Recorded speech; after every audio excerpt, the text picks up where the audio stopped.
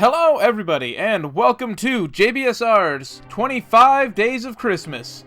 In this series, which will take place every day for the first 25 days leading up until Christmas in December, I will be counting down, day by day, my favorite games of all time.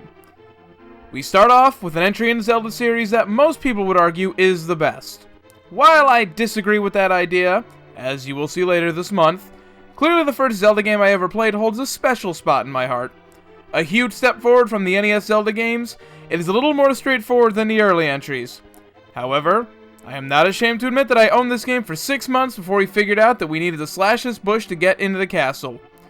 I had been playing Tetris and Mario up to this point. How would I have known that? After that, I couldn't put this game down.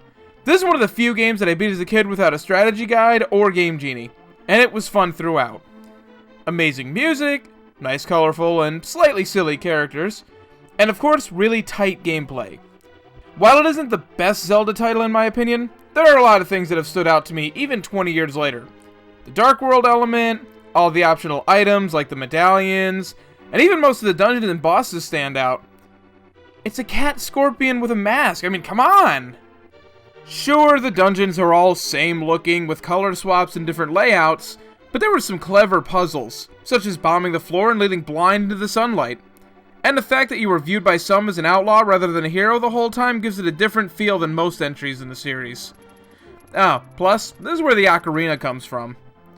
I can fully understand why this is some people's favorites, but for me, number 25 is just right. But tomorrow, we go from the lands of Hyrule to Washington, D.C. See you tomorrow with number 24.